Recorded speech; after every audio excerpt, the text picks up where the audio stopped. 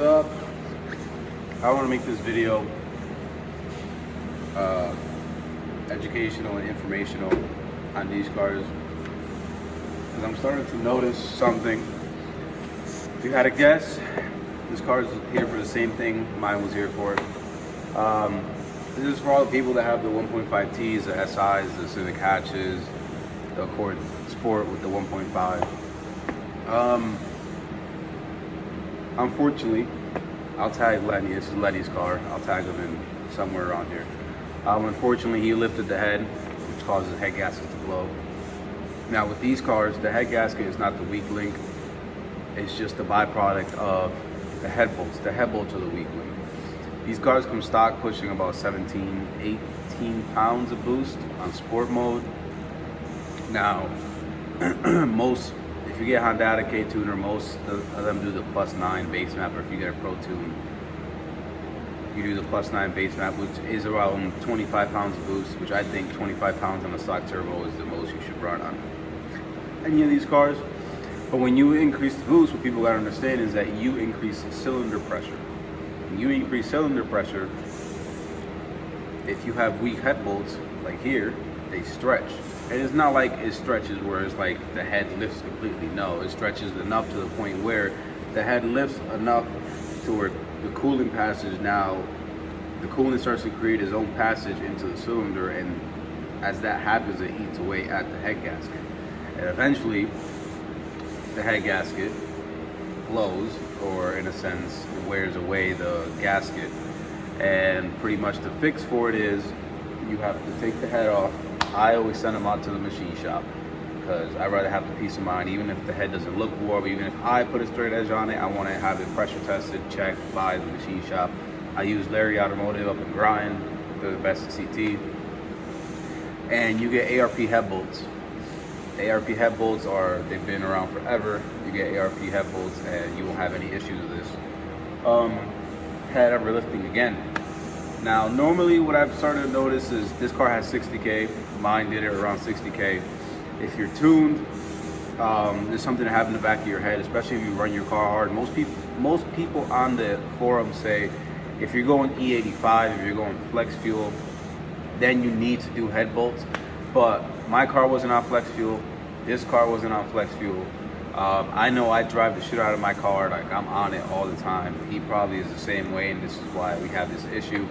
Now, the funny thing about this is, you know how for all my mechanics and technicians out there, this car will pass a compression test, how it is right now, and it will pass a head gasket leak down test. The reason for that is because the lift is so minute, and the coolant that's getting in is so minute, it is just enough to make the car hiccup. It's not even enough to throw a check engine light. It's just enough so when you're on the power band and boost is building, you'll feel the car hiccup, like RPMs like hiccup in between and like kind of like stutter its way up. Same thing if you let the car sit for like a week and you let obviously the coolant pressure is gonna eventually go down and into the cylinder. When you go to start it after a week of sitting, it'll sputter its way on because obviously a good amount of coolant went into the cylinder walls.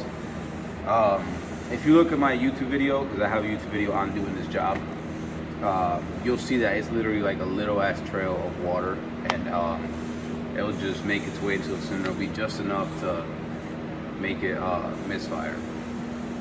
What else was I gonna say? Yeah, with these cars, that's pretty much what I've noticed. And once you do the ARP head bolts and the OEM head gasket, there is a Cosmetic head gasket out, but all the people that are running, have TSP blocks and making a shit ton of power, they run the OEM head gasket with ARP studs. They have no issues. There is a Cosmetic head gasket out, but it's not beneficial unless you get a certain finish on the head and the block. For this application, I wouldn't push no more than 500 horsepower to these 1.5s anyways right now. Maybe in the years to come, there's more aftermarket support, I would say yeah, but for right now, OEM head gasket kit and ARP head bolts from Map Performance. ARP doesn't necessarily make a head bolt kit for our cars. It is a GXXR, yes, motorcycle motor kit retrofitted for our cars. They come with steel washers about like inch thick, I would say. And you put those, and then you put the nut on top of it. But besides that, it's just something that I'm starting to notice with these cars. You don't need necessarily. You need ARP head bolts if you run the car hard. It's not like people are saying on the forums where it's like you only need ARP head bolts if you're going E85, which, like I said, I have 2 cars now that aren't on E85 and they both lift the head. So I don't know if this is a new thing with these cars, because again, these are newer cars. People are just starting to really get high mileage out of them. This is at 60K, mine's about to hit 70K. So who knows what else is to come in the future, but from here, after this, you should be able to run E85. These blocks hold up to about, from what I've seen, 350, 340 torque, and around the same horsepower before they blow up. Then you got to go a TSP block, which is closed deck, and those you could run up. I've seen people run up to 500, 600, no problem. But for a daily driver, I don't see, for me personally, I don't see myself going above 300 horsepower. So yeah, but I just wanted to make this video right before I start working on this. I'll probably, I don't know if I'm going to make this a post or put it on my story, but I'll probably just snip it or do a time lapse of me taking this whole thing apart.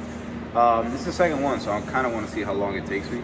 I know I got my car, aside from taking it to the machine shop, it took me about 8 hours the first time, so a full work day, which I don't know, to me it isn't bad, but just remember.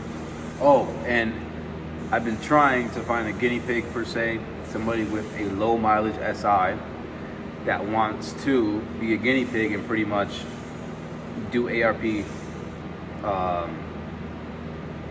studs on a car with less than 10,000 miles and tune it and see if it lifts the head, because theoretically that will be a way to prevent it from ever lifting the head and blowing the head gasket.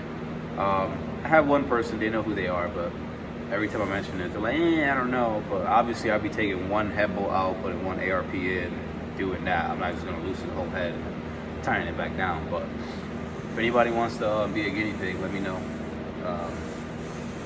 The ARP head stuck kit is about $400, give or take, for Map Performance. But yeah, peace out.